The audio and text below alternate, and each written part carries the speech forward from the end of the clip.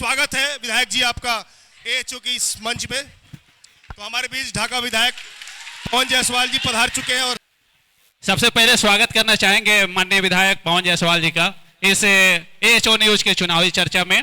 आपने अपना कीमती समय निकालकर आरिफ जी को और उनके पूरे टीम को बहुत बहुत धन्यवाद है कि आपने एक नई परंपरा की शुरुआत को आगे बढ़ाने का काम किया है। ये बहुत अच्छी बात है कि पत्रकार बंधुओं ने एएचओ के माध्यम से जनता को अपने प्रतिनिधि से आमने सामने पूछने का मौका दिया। इससे बड़ा चीज लोकतंत्र में कुछ भी नहीं हो सकता है। वोट तो आदमी जाके अपने से देता है, किसको देता है कोई नहीं देखता है। दिन भर हमारे साथ घूमेगा, शाम को किसको वोट देगा पता नहीं चलेगा। इसलिए लोकतांत्रिक व्यवस्था में सभ्य तरीके से सटीक प्रश्न, भारी से भारी प्रश्न, जितना भारी प्रश्न आप पूछ सकते हैं, मैं आपसे आग्रह करूंगा, आप मेरे पक्ष के हो या मेरे विपक्ष के हो, हम आपके प्रतिनिधि हैं, विधायक हैं और लगभग 2 महीने का कार्यकाल बाकी है। आप कोई भी प्रश्न एक विधायक के जिम्मेवारी के लायक पूछ सकते हैं। अब एक वार्ड सदस्य, सुनिए, अरे भाई हल्ला कम कीजिए। आप लोकतांत्रिक व्यवस्था में 2 मिनट समय लेंगे। सुनिए, वार्ड से लेकर सांसद तक का चुनाव होता है, सबके लिए आप वोट देते हैं, सबकी जिम्मेवारी अलग अलग है। वार्ड का प्रश्न विधायक से पूछेंगे तो फिर दिक्कत होगी। सरपंच साहब का प्रश्न हमसे पूछेंगे तो दिक्कत होगी। पैक्स अध्यक्ष का प्रश्न हमसे पूछेंगे तो दिक्कत होगा। जिला परिषद का प्रश्न हमसे पूछेंगे तो दिक्कत होगा। एक विधायक के नाते जो भी बड़े काम है उसकी जिम्मेवारी पवन जायसवाल का है और उसका जवाब देने को हम तैयार हैं। बड़े प्रश्न जो काम मुखिया जी नहीं कर सकते हैं, वार्ड कमिश्नर नहीं कर सकते हैं, चेयरमैन साहब नहीं कर सकते हैं, जिला परिषद नहीं कर सकते हैं, समिति नहीं कर सकते हैं, पैक्स नहीं कर सकते हैं, उन तमाम प्रश्नों को पूछने का हक आपको है। आप निश्चित रूप से मैं न्योता दे रहा हूं। धन्यवाद है आरिफ जी को, इनके टीम को, कि आप पूछिए। ख्याल रखिएगा कि भारत पाकिस्तान का मैच भी है। इसी पर एक सवाल था। जिनको नहीं देखना है आप बैठ के यहीं पर ही सब काम कीजिएगा। हम लोग भारत पाकिस्तान से लड़े हैं, हमको तो देखना है, हमको तो देखना है। सर्जिकल स्ट्राइक हम लोगों ने किया है तो मैच भी देखेंगे और इसमें भी छक्का छुड़ाएंगे।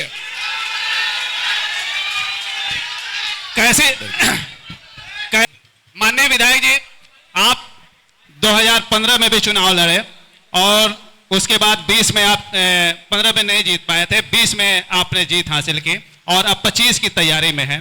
तो पिछले चुनाव की तैयारी और इस चुनाव की तैयारी में कितना फर्क है, या कितना मुश्किल है, या कितना आसान है? मुझे तो कोई फर्क नहीं है। 2001 से हम चुनाव लड़ते हैं। 1 से आज तक ढाका की जनता ने हमारे वोट को कभी कम नहीं होने दिया। 4900 वोट से जिला परिषद से बढ़ते हुए 19,000 2005 के फरवरी, 29,000 2005 का नवंबर, 2010 में 49,000, 2015 में 68,500 और 2020 में 99,759, 2025 में 1,25,000 ढाका की जनता से का आशीर्वाद हमको मिलेगा। पिछले बार जो आपका मुख्य रूप से जो चुनाव था वो महागठबंधन और एनडीए गठबंधन यानी फैसल रहमान और पवन जायसवाल के बीच में लड़ा गया। लेकिन इस चुनाव में 2 और उम्मीदवार हैं। एक एएमआईएम से एक जो उम्मीदवार है राणा रंजीत जी, और जन सुराज की इस बार जोरदार एंट्री हुई है। तो इससे नहीं लगता कि वोटों पर फर्क पड़ेगा आपको? देखिए, ऐसा है कि हमको जनता से वोट लेना है, हमको कैंडिडेट नहीं लेना है। कैंडिडेट तो 200 लड़ सकते हैं, हमको तो जनता के बीच जाना है, जनता से आग्रह करना है, जनता से निवेदन करना है। जनता अगर हमको वोट देगी तो हम विधायक होंगे, जनता कम देगी तो कम आएगा, जनता ज्यादा वोट देगी ज्यादा आएगा। और 2015 से 2020 का तुलना आपने किया है। 2020 में 15 में नीतीश कुमार भाजपा का गठबंधन नहीं था 2015-20 में।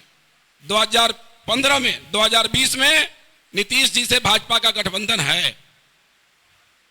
फिर 2025 में भी गठबंधन हम लोग का है और बहुत मजबूत गठबंधन है। इसलिए ये एनडीए गठबंधन बहुत मजबूत है। ढाका के लोगों को क्या पसंद है, ढाका के लोग से आप पूछिएगा। हमको तो ये पता है कि हम मेहनत करते हैं तो हम मजदूरी खोजते हैं 5 साल बाद, और जो जनता का आशीर्वाद आता है उसको सहृदय हम स्वीकार करते हैं। हम कभी भी किसी नेता के बारे में टीका टिप्पणी नाम लेके नहीं करते हैं। अभी भी आपने कहा कि कौन कैंडिडेट है, सबकी स्वतंत्रता है। हमसे तो जो कैंडिडेट मिलते हैं हम सबसे बात करते हैं। कुश्ती लड़के चुनाव नहीं जीतना है, जनता से आग्रह करके जीतना है, जनता का दिल जीतना है। रिजल्ट आएगा, सामने दिखेगा कि ढाका में क्या हो रहा है। विधायक जी, एक बहुत महत्वपूर्ण सवाल है। आपके पटना आवास की हम बात करें या आपके एमपी निवास की बात करें या घोरासान की बात करें या ढाका की बात करें, तमाम जगहों पे लगातार सैकड़ों लोग आपसे मिलने आते हैं, आपसे पैरवी करवाने आते हैं। तो क्या आपकी सिस्टम जो जिस सरकार में, क्या वो सिस्टम काम नहीं कर रही है? आपके पैरवी की नौबत क्यों आती है कि लोग आपके यहाँ कहते हैं विधायक जी मेरा नंबर नहीं लग रहा पीएमसीएच में, विधायक जी मेरा ये विधायक वो फल्लावा काम नहीं कर रहा, ऐसा नौबत क्यों आता है? ऐसा है कि सबसे बड़ी चीज है कि हेलो, हमको लोग वकील चुनते हैं, भगवान के रूप में हमको नहीं चुनते हैं। और भगवान भी कई श्रेणी के हैं। दुर्गा जी को मानने वाले लोग अलग हैं, जो मजबूत भगवान खोजते हैं, दुर्गा जी बजरंग बली को खोजते हैं। लेकिन कमजोर भगवान को भी मानने वाले लोग हैं, जो पढ़े लिखे लोग हैं ना, कायस्थ समाज के लोग हैं, वो चित्रगुप्त भगवान को पूजा करते हैं। उनके हाथ में कोई हथियार नहीं होता है। अलग अलग भगवान को पूजने वाले लोग हैं। हम भगवान नहीं है भाई साहब, हम वकील जीत के जाते हैं। हमको फैसला नहीं करना है, हमको वकालत करनी है। और ढाका नहीं, चंपारण के लोग, बिहार के लोग जानते हैं कि पवन जायसवाल को जब मंच मिलता है, विधानसभा में बोलने का मौका मिलता है, पवन जायसवाल चूकता नहीं है। कोई ऐसा दिन नहीं है, कोई ऐसा दिन नहीं है बिहार विधानसभा का कि पवन जायसवाल ढाका की समस्याओं पर, जिले की समस्याओं पर, राज्य की समस्याओं पर चर्चा करके मैंने ढाका विधानसभा के कद को बढ़ाने का काम नहीं किया। हमारी भी सरकार रहती है, हमारे भी मुख्यमंत्री होते हैं, हमारे डिप्टी सीएम होते हैं, तो प्रश्न पूछने में मैं नहीं पूछता हूं कि भाजपा के मंत्री हैं तो जदयू के मंत्री हैं। जनता ने हमको विधायक बनाया है, इसलिए प्रश्न भाजपा, जदयू और राजद जिससे भी पूछना होगा पूछेंगे। ये मेरा लोकतांत्रिक व्यवस्था में जनता ने हमको चुन के भेजा है। नहीं, सरकार ने जिस सिस्टम में जिन लोगों को बैठाया है, या सीओ हो या बीडीओ हो या अन्य डीएम की बात करें या पुलिसकर्मी की बात करें, लेकिन वो लोग जनता की नहीं सुनती, आपकी क्यों सुन लेते जल्दी? ऐसा है, जनता के प्रतिनिधि हम हैं, तो जनता को जहां परेशानी वहां वो विधायक अपनी कहेगा, वार्ड सदस्य को कहेगा, मुखिया को कहेगा। इससे विधायक बुरा क्यों मानेगा? हम जितना कर सकते हैं उतना करने का प्रयास हम करेंगे। हम क्यों कहेंगे कि मेरे पास आप क्यों आ गए, वीडियो के यहाँ जाइए? हम तो इनका सवाल का बात कर रहे हैं ना, बिना कहे हम गांव के मल्लिक, गांव के डोम के यहाँ जाते हैं 12 बजे रात में पटाम फुल छाप। तो जनता अगर कोई समस्या लेके मेरे यहाँ आ जाए तो हमको दिक्कत नहीं है। आपका ये कहना है कि समस्या क्यों है, आपका कहना है कि समस्या क्यों है कि लोगों को आपके यहाँ जाना पड़ता है। इस समस्या हम ही लोग के टाइम में है क्या? बिहार से बड़ी आबादी कहां है? बिहार से बड़ी आबादी कहां है? उत्तर प्रदेश में। समस्या किस राज्य में नहीं हो सकता है?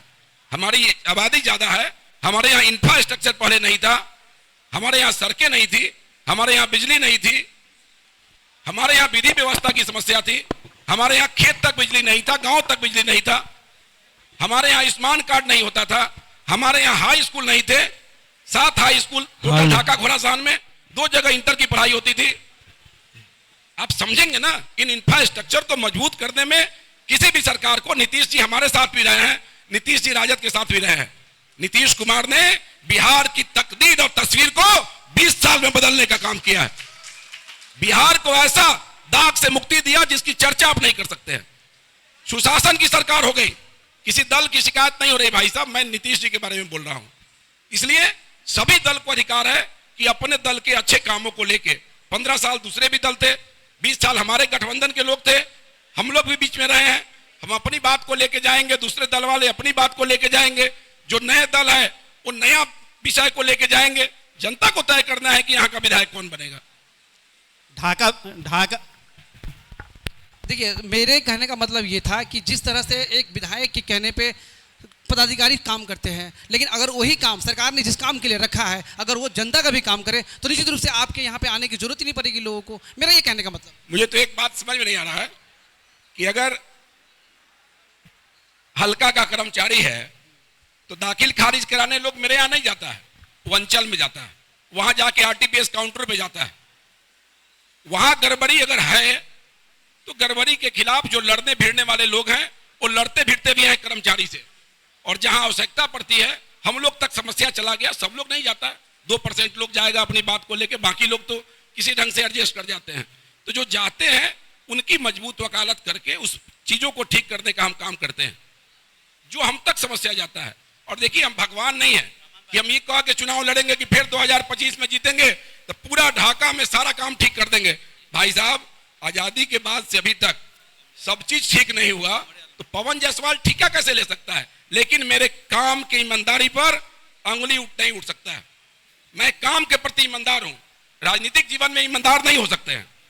मंच है, माइक है, मैं कह रहा हूं कि राजनीतिक जीवन में हम ईमानदार नहीं हो सकते हैं, लेकिन जनता ने जिस काम के लिए हमको चुना, जिस विकास के लिए चुना, मैं उस मामले में ईमानदारी से काम करता हूं, इसमें कहीं दो मत नहीं है। विधायक जी, एक ऑनलाइन सवाल आ रहा है, ढाका के ही निवासी हैं, आपके गठबंधन सहयोगी दल से हैं, जदयू से हैं। उनका सवाल आ रहा है कि हम खुद सरकार में हैं, लेकिन हमारे साथ ही इस तरह हुआ है, जब भी हम अंचल कार्यालय में जाते हैं, चाहे आवासीय बनाना हो, आय बनवाना हो, राशन कार्ड बनवाना हो, अगर डायरेक्ट हम जाते तो मेरा काम नहीं होता, वही किसी बिचौलियों को पकड़ते हैं तो मेरा काम हो जाता है। आखिर ऐसा क्यों हो रहा है? इसको खत्म करने के लिए आप सभी नेताओं के पास कोई प्लान, ठोस प्लान क्यों नहीं होता है? मेरे पास कोई जादू की छड़ी नहीं है। हर जनता अपनी लड़ाई लड़ने में सक्षम है। अगर किसी जदयू के कार्यकर्ता को या भाजपा के कार्यकर्ता भी कहते हैं कि मेरा ये काम नहीं हो रहा है, पिछले में क्या नाम, प्रभात खबर में पप्पू जी ने समस्या उठाया था, दिलीप सराफ जी ने समस्या उठाया, हमारे उनके क्या नाम है रंगीन खां जी के भाई ने उठाया, हर किसी को बोलने का। समस्या क्या है? समस्या क्या है जिसको बाधित करता है? लोग बाधित करने का कारण अगर ठोस है और वो कारण अगर हमको मिल गया तो मैंने उस मामले को मजबूती से टैकल करके मैंने उसको अंजाम तक पहुंचाने का काम किया। अंजाम तक अगर कोई व्यक्ति है, जैसे कल हमको निकेश सोनी फोन किए बाड़वा सीवन कि कोई नगर का कर्मचारी है, उसके यहां मेरा मामला है, हम और कन्हैया पांडे जी गए तो कर्मचारी हमसे ऐसा बात किया। तो विधायक हैं निकेश सोनी तो बराबर बेचारे मेरे खिलाफ में लिखते रहते हैं, लेकिन हमको फोन किए, फोन कटा और मैंने कर्मचारी को फोन लगाया कि आप दादा हैं यहाँ के, कन्हैया पांडे जी सांसद के प्रतिनिधि हैं, वो गए, आप सुने नहीं? तो नहीं सर, उसमें दूसरा मामला था, वो अपना समस्या बताया जो यहाँ का विषय नहीं है। तो हमारा विरोधी भी हमको फोन किया जो मेरे खिलाफ लिखता है, वो पक्ष का मेरा लड़का है, आज खिलाफ लिख रहा है, कोई दिक्कत नहीं है, लेकिन उसने फोन किया, मैंने संज्ञान लिया। आप कभी चेक कर लें कोई आदमी किसी बात को कह के कि हम संज्ञान लेते हैं कि नहीं लेते हैं। हम तो ना आपकी जाति पूछेंगे ना पार्टी पूछेंगे, हम चाहेंगे कि हम ऐसा काम करें कि आपके दिल पर पवन जायसवाल राज करे, ऐसा काम करे, ये हम चाहते हैं। ढाका अनुमंडलीय अस्पताल में टोटल अगर देखा जाए तो ढाका में 10-20 जरूर अल्ट्रासाउंड सेंटर, लेकिन अल्ट्रासाउंड ढाका अनुमंडलीय अस्पताल में अल्ट्रासाउंड है लेकिन टेक्नीशियन नहीं है, ईसीजी मशीन है लेकिन ईसीजी का टेक्नीशियन नहीं है। उसी तरह से प्रधानमंत्री मातृ वंदन योजना से 5,000 जब जन्म होता है बच्चे का उस समय 5,000 दिया जाना है, लेकिन वो भी सुविधा आपके ढाका अनुमंडलीय अस्पताल में नहीं है। इस पर आपने कभी ध्यान दिया है कि नहीं दिया? आप एक बार डेट अगर आपको नहीं याद हो, सामने राजेश जी हिंदुस्तान के पत्रकार जी बैठे हैं, नहीं तो एक बार वहां के प्रभारी से फोन करिए, पूछिए कि पवन जायसवाल को हॉस्पिटल से मतलब है कि नहीं है। यहाँ 4 हॉस्पिटल थे पहले, 4 एडिशनल पीएससी, चारों मतियूर रहमान साहब का खोला हुआ है, चंदनवाड़ा, कुशमावा, पचपकरी और कुंडवा चैनपुर, ये 4 मतियूर रहमान साहब का खोला हुआ है। लीडर थे उनके समय जो अभी अनुमंडलीय अस्पताल का सवाल है, मैं उसी की बात कर रहा हूं। अनुमंडलीय अस्पताल की नींव कब पड़ी और रेफरल हॉस्पिटल था, उसको मतियूर रहमान साहब ने खोलने का काम किया था। अनुमंडल अस्पताल का दर्जा कब मिला और अनुमंडल अस्पताल की स्वीकृति किसने कराया, कब हुआ और किसने कराया, मेरे जाने के बाद एक बार इस पर आप डिस्कशन करेंगे।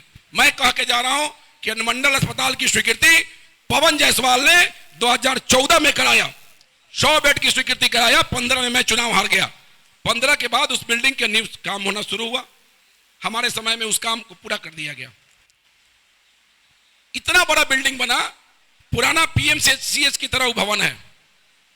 जितने सामग्री वहां आए उसमें वो चीज भी आए। जिस चीज की बात आप कर रहे हैं, अल्ट्रासाउंड का टेक्नीशियन, इसकी समस्या ढाका में केवल नहीं है भाई साहब, इसकी समस्या राज्य स्तर पे है। उसका कारण है जो अपना चलाते हैं, क्या बोलते हैं उसको, प्राइवेट जो चलाते हैं उनको ज्यादा फायदा है और वो कम है। इसके कारण वो सरकारी में आते नहीं है, क्योंकि सरकारी में उतना पैसा उनको नहीं मिलता है, निजी चलाते हैं तो ज्यादा मिलता है। यही कारण है कि राज्य में यह समस्या है और वैकल्पिक व्यवस्था के तहत एनजीओ को देके उसको चलाया जाता है। यही कारण है कि टेंडर करके एनजीओ से हम लोग उसको चलवाते हैं। विधायक जी मेरा एक सवाल है, ढाका में खाद और यूरिया की कालाबाजारी चरम सीमा पे है। लोग खोज रहे हैं कि हमारे विधायक क्या है, इसका सूद आखिर लेगा कौन? क्या कहना है आपका इस पर? हम आपके प्रश्न से का जवाब देंगे इस पर, क्योंकि एक मुखिया जी का मामला नहीं है, यह विधायक से जुड़ा मामला है।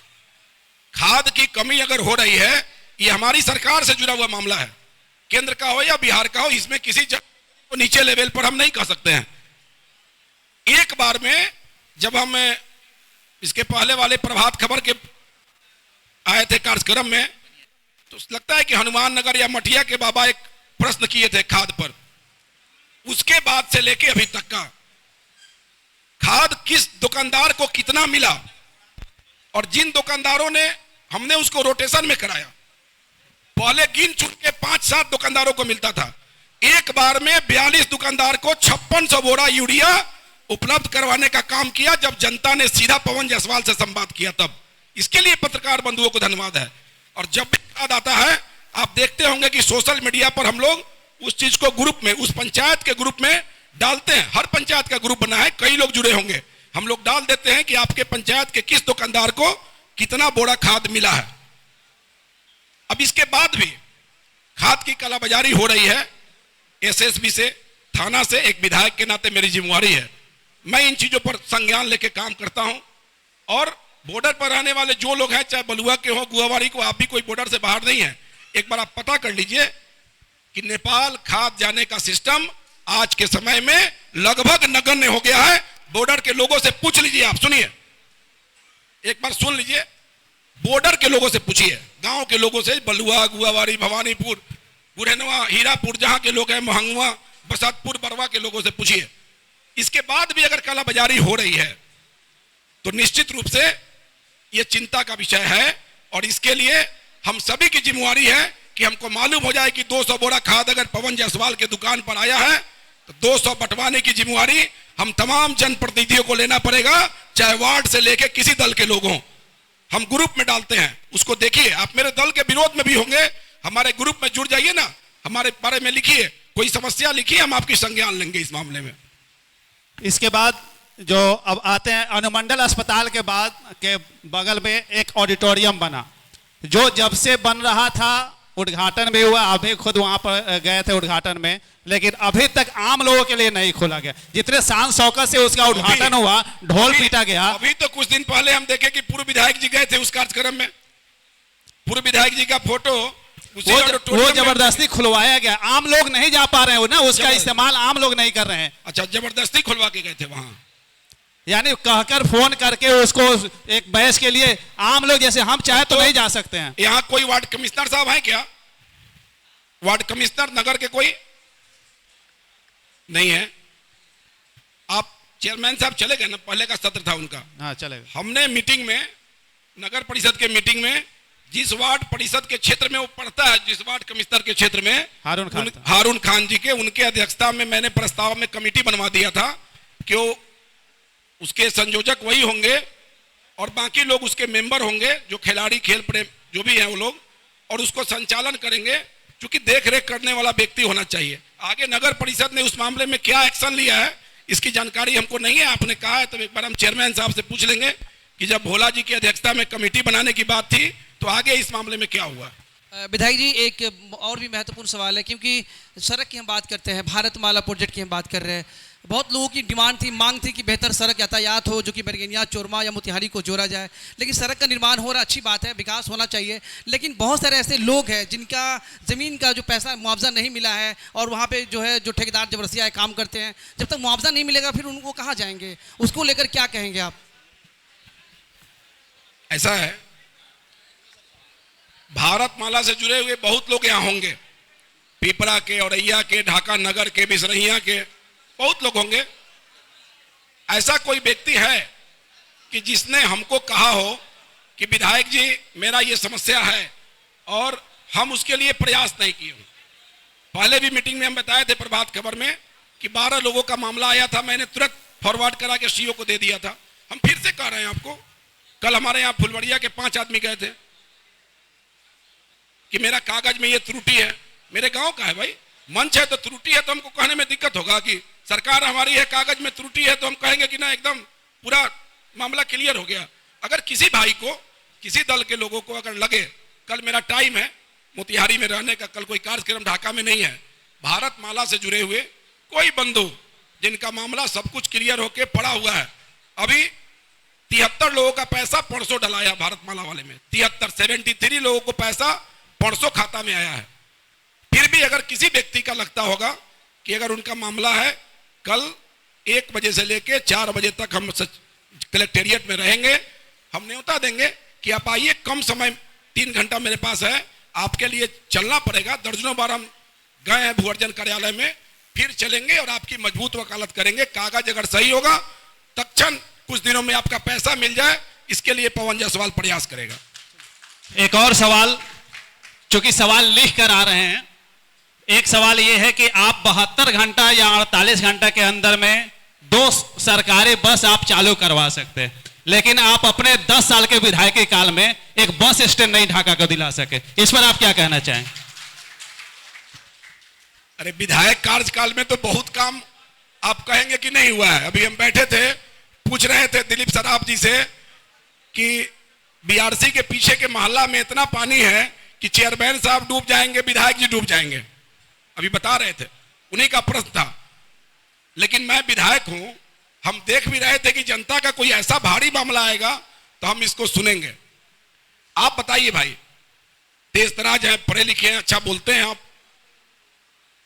प्रत्येक वार्ड में की समस्याओं को दूर कर देना अगर विधायक की जिम्मेवारी होती तो क्या नगर का चुनाव क्यों होता? मैं आपसे पूछता हूं, वार्ड कमिश्नर का चुनाव क्यों होता? बाद में बोल लीजिएगा। चेयरमैन का चुनाव क्यों होता? हमारी जिम्मेवारी है नगर में। थाना ढाका से लहन ढाका का रोड अगर खराब है, वो नगर नहीं बना सकता है।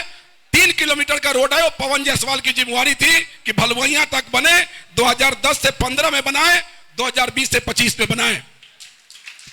ढाका से घोड़ासान का सड़क, ढाका से मोतिहारी का सड़क, ढाका से पचपकड़ी का सड़क, ढाका से रूपहरा का सड़क, जिसके बारे में काफी प्रश्न होता था, आज अगर वो 5.5 मीटर चौड़ा पीसीसी हो रहा है, 10 इंची मोटा आरसीडी से, तो पवन जायसवाल की जिम्मेवारी थी। थाना से लेके चैनपुर ढाका तक, नेक मोहम्मद साहब के घर से लेते हुए औरैया मोड़ तक, वो तो भारतमाला निकल गया। ये रोड संकीर्ण हो गया, ये नगर से नहीं संभव था। 1.31 किलोमीटर है, दोनों तरफ आरसीडी का रोड है, पथ निर्माण विभाग का, दोनों तरफ आरसीसी नाला के साथ पीसीसी रोड पास करा दिए ताकि रोड और नाला मिला के उसकी चौड़ाई बढ़ जाए। 5 करोड़ 30 लाख रुपया का स्वीकृति हुआ और इसी विधायक में काल में उसको शुरू करने जा रहे हैं और अच्छा से अच्छा बनाने की प्रक्रिया को शुरू करेंगे। सुनिए, पिपरा से लेके बिसरहिया, पिपरा बिसरहिया से लेके बस स्टैंड की बात हो रही थी, पूरा यही तो बात बोल रहे हैं भाई, बड़े काम की बात बोल रहे हैं ना। बिसरहिया से लेके पुरहनी तक ये 3 किलोमीटर का सड़क नगर नहीं कर सकता था। पवन जायसवाल ने उस रोड को पहले भी बनवाया, अभी भी बनवाए हैं। पिपरा के बड़े सड़क को फिर बनवाए हैं। और बस स्टैंड की बात अगर आप कर रहे हैं तो एक ही चीज को बार बार कितना बार बुलवाइएगा। मैंने कहा कि नगर परिषद के पास अगर बस स्टैंड की जमीन है नगर परिषद आज कह दे, चेयरमैन साहब को कौन कौन लोग चुने हैं भाई इसमें से आप लोग? यहां चेयरमैन का वोट हुआ था ना, बटन दबाया गया था कि वार्ड कमिश्नर चुने थे। क्या हुआ था? बटन दबाए थे ना सब लोग। तो चेयरमैन साहब को चुनने वाले लोग कितने हैं, जरा हाथ उठाइएगा। बहुत कम लोग बुझा रहे हैं भाई आप लोग। बाकी ग्रामीण क्षेत्र से है, ग्राम पंचायत। आप लोग चेयरमैन चुने, आप लोग वाइस चेयरमैन चुने। ढाका में पवन जायसवाल की जमीन नहीं है, नगर में नगर परिषद के भवन बनाने के लिए जमीन नहीं है। उसके लिए हम लोग ब्लॉक कैंपस में जमीन का एनओसी ग्रामीण विकास से लेके हम लोग प्रक्रिया कर रहे हैं कि कम से कम सम्राट अशोक भवन बन जाए। हमारी पत्नी जब चेयरमैन थी तो जिस कब्रिस्तान की घेराबंदी कराए थे उसके ठीक सामने जो टीबी हॉस्पिटल है, जहां 2010 का नॉमिनेशन मैंने किया था, उसकी चारदीवारी करा के 2 बड़ा गेट बनाया था कि बस स्टैंड वहां बनाएंगे। इस उद्देश्य से संयोग से चेयरमैन नहीं रहे, मेरी पत्नी चेयरमैन नहीं थी, लेकिन वो बन तो गया। 2 गेट बना, बड़ा बड़ा गेट बना, देखिएगा, ताकि एक तरफ से बस जाए, दूसरे तरफ से निकल जाए। आज भी और भी लोग हैं, चेयरमैन तो हमारे प्रतिद्वंदी हैं। थोड़ा प्रयास करना चाहिए लोगों को कि उस जगह का उपयोग, हमसे बात नहीं होती है गप्पू जी को, प्रयास करना चाहिए कि उस जगह का उपयोग बस स्टैंड में हो जाए। मैंने बाबा मस्तराम का फील्ड जो है, फील्ड है ना मीट दुकान के बगल में, मैंने प्रयास किया कि वहां हम खुलवा दे। बाबा मस्तराम से हमको एनओसी नहीं मिला। हमने प्रयास किया कि सिंचाई कॉलोनी है बगल में, आपका सिंचाई कॉलोनी देख रहे हैं ना, जहां दुर्गा पूजा होता है, वहां कर दे। तो फिर वहां के लिए हम प्रयासरत हैं। हमको सिंचाई विभाग से एनओसी भाई साहब मिल जाएगा तो भारत माला होके हम उसको निकाल लेंगे। प्रयास कर रहे हैं, लेकिन अकेला जिम्मेवारी पवन जायसवाल का नहीं बनता है। जमीन के मामले में नगर की भी जिम्मेवारी है। थोड़ा सहयोग हमको मिले, इस अरमान को भी आपका हम पूरा कर देंगे। जमीन अधिग्रहण करके नहीं बनाया जा सकता। जैसे भारतमाला रोड जब बन गया उतने लोगों का जमीन लेकर, तो क्या जमीन अधिग्रहण लेकर बस स्टैंड नहीं बनाया जा सकता? ऐसा है रहमान जी, आप तो पुराने उद्घोषक हैं। आरडब्ल्यूडी का जहां जहां रोड बनता है, बैठे हैं हमारे, कहां चले गए अभी, मठिया से। आरडब्ल्यूडी का जो रोड बनता है ना ग्रामीण कार्य विभाग का, उसमें जमीन अधिग्रहण का पैसा नहीं मिलता है। एक ही विभाग है आरसीडी पथ निर्माण विभाग, जिसमें जमीन जब लिया जाता है तो उसका पैसा मिलता है। तो हर विभाग, स्कूल बनता है तो स्कूल के लिए कोई पैसा नहीं मिलता है, स्कूल का जमीन दान देना पड़ता है। सरकार ने अभी तक प्रखंड स्तर पर बस स्टैंड के लिए जमीन अधिग्रहण का, जमीन खरीदने का कोई प्रारूप बिहार में नहीं लाया है। जिला मुख्यालय में लाया, जिला मुख्यालय में है। पवन जायसवाल 2 महीने के लिए अभी विधायक हम हैं। सुनिए, 2 महीने बाद वोट होगा, वो बात का विषय है। इस 2 महीने में राज्य सरकार ने अगर निर्णय ले लिया कि प्रखंड स्तर पर बस स्टैंड के लिए जमीन की व्यवस्था की जाएगी, तो इस 2 महीने में पवन जायसवाल जमीन अधिग्रहण करा देगा। लेकिन अभी कोई सरकार का ऐसा प्रारूप नहीं है।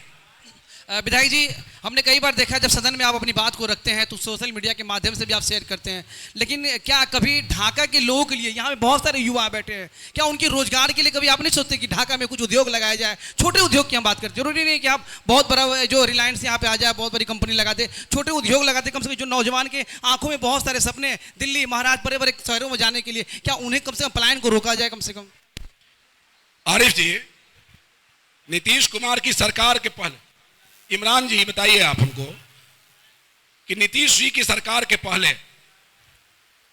आप कभी कल्पना कर सकते थे कि बिहार की महिलाएं घर से बाहर निकल के जीविका दीदी के रूप में रोजगार काम करेगी?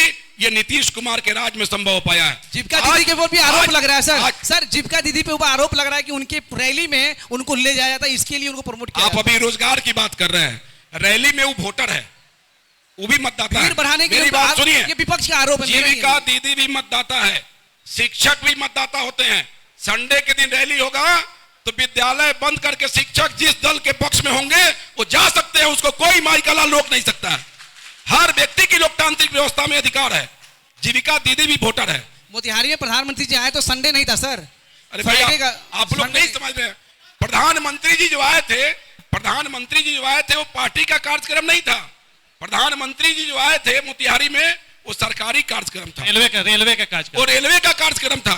और जब देश के प्रधानमंत्री आएंगे, जीविका दीदी को इतना आगे तक बढ़ाने वाले मुख्यमंत्री आएंगे, तो जीविका दीदी को ले जाना कोई गुनाह है क्या भाई साहब? ये विपक्ष का आरोप है। विपक्ष के आरोप की बात मैं नहीं कर सकता हूं। हम अपनी बात कर सकते हैं। एक और आरोप जो कि विपक्ष के तरफ से हाल फिलहाल में जो पूर्व विधायक है उनके द्वारा लगाया गया कि आपके बीएलए या आपके जो प्रतिनिधि हैं धीरज जी, उनके द्वारा लगभग ढाका विधानसभा के 78,384 वोटरों को संदिग्ध या वैसे मानक पर नहीं बताया गया जो मतदाता बन सकते हैं। हम तो आपको धन्यवाद दे रहे हैं कि जो प्रश्न हमको करना चाहिए था वो आप ही ने कर दिया। मैंने नहीं कि शमसे आलम जो प्रश्न सुनिए, मुझे तो खुशी है रहमान जी कि जिस विषय पर हम अपने से बोलने वाले थे उसकी चर्चा आपने कर दिया। आपने कहा कि धीरज कुमार हमारे पीए ने 80,000 ढाका के मुसलमानों का नाम कटवाने के लिए कंप्लेन कर दिया। उसमें ढाका के नगर सभापति उनका भी नाम शायद था। आप भाई साहब सुनिए जवाब सुनिए ना, जवाब सुनिए आप नहीं, हम बैठिए, जवाब सुनिए भाई साहब। एक चीज बताइए हमको, आप एक चीज बताइए, आप एक बात सुनिए। हमारे पीए ने 80,000 लोगों का नाम काटने के लिए दिया।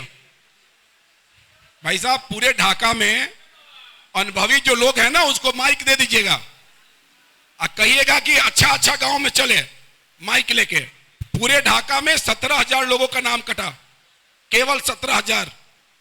17,000 में 8,000 के करीब मृत वाले वोटर हैं। जैसे मेरे पिताजी की मृत्यु हो गई, नाम था, अगर हम चाहते तो अपने बूथ पर अपने पिताजी के बदले वोट गिरा लेते। चुनाव लोग ने कहा कि नाम कट, 8,000 लोगों का नाम कट गया। 4500 ऐसे वोटर थे जो स्वतः शिफ्ट कर गए। हमारे पटदारी के 25 लोग, फुलवड़िया में भी नाम था, बरगनिया में नाम था। एक जगह नाम रखने की बात आई तो बरगनिया के वोटर हो गए, फुलवड़िया खाली कर दिए। 45 ऐसे थे जिन्होंने स्वतः ढाका के बदले दिल्ली हो, कलकत्ता हो, जहां भी हो उसको चुन लिया। 3,000 वोटर ऐसे थे, 3,000 के करीब ऐसे वोटर थे जिनका नाम 2 जगह था, ढाका में ही 2 जगह था, एक ही बूथ पर 2 नाम था, वैसा नाम कट गया। 800 वोटर मात्र ऐसे हैं जिसका नाम कटा है वोटर लिस्ट से, जिसके बारे में बीएलओ ने रिपोर्ट किया कि ये जांच पड़ताल करने पर इनके बारे में कोई पता नहीं चला कि इस गिरी संख्या के ये वोटर हैं। मामला है कि हमारे पीए ने कंप्लेन किया। अरे भाई साहब, विश्व में कहीं भी जिन लोगों ने इसको फिल्टर करके वार्ड वाइज, चुनाव आयोग ने सभी दल के बड़े प्रदेश अध्यक्ष को सूची उपलब्ध करा दिया कि कौन कौन लोग हैं जिनका कागज इनकम्प्लीट है। चुनाव आयोग के भाषा में लिखा हुआ था कि भारत निर्वाचन आयोग के मापदंड के विपरीत है, नाम के सामने। यह चुनाव आयोग की भाषा है, मेरी भाषा नहीं है। चुनाव आयोग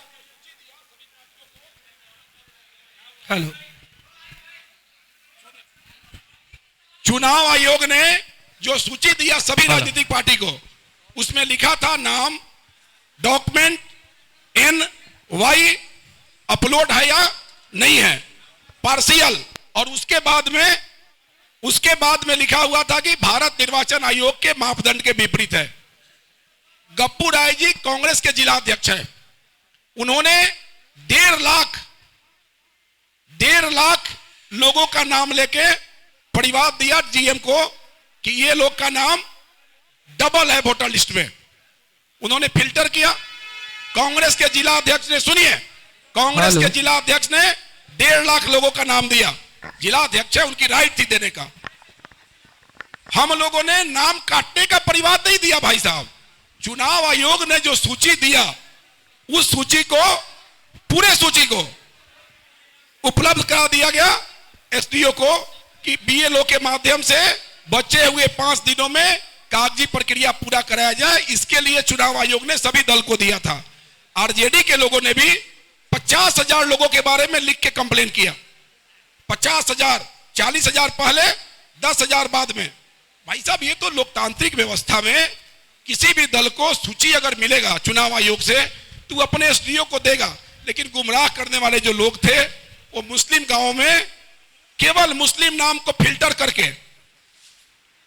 एक्सेल में सीट तैयार है, उसमें से केवल मुस्लिम गांव को फिल्टर कर लिया नाम को और बूथ वाइज तैयार करके मुस्लिम गांव में भेज दिया और कहा कि भाजपा वाला मुसलमान का नाम कटाना चाहता है। ये बिल्कुल गंदा चीज है भाई साहब। ऐसा करने वाला, सुनिए, अरे भाई हम 2 बार विधायक बन गए तो इसके लिए कोई नाम कटवाना पड़ा हमको? आप बताइए।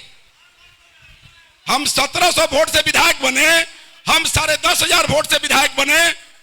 नाम कटाने की जरूरत ढाका में पवन जायसवाल को नहीं है। कोई ऐसा मुस्लिम गांव नहीं है, कोई ऐसा मुस्लिम गांव नहीं है जहां पवन जायसवाल का 10 को मजबूत कार्यकर्ता नहीं है। उठा के देख लीजिए आप, कोई मुस्लिम गांव नहीं है, कोई बूथ नहीं है जहां पवन जायसवाल से व्यक्तिगत जुड़ाव रखने वाला 10 को मुसलमान कार्यकर्ता नहीं है। हम नाम क्यों कटवाएंगे मेरे भाई? और ये यहां बताने की जरूरत है, कांग्रेस की सूची, राजद की सूची, भाजपा की सूची, तीनों सूची। पत्रकार जी, मैं आपको चुनौती दे रहा हूं, 51,000 राजद का, भाजपा का, 1.5 लाख कांग्रेस का सूची निकाल के जो व्यक्ति प्रश्न करे पीडीएफ में उठा के भेज दीजिए कि पवन जायसवाल कह के क्या जा रहे हैं। कौन सी बड़ी बात हो गई भाई साहब इसमें? इतना है तो वह किस बात का होगा?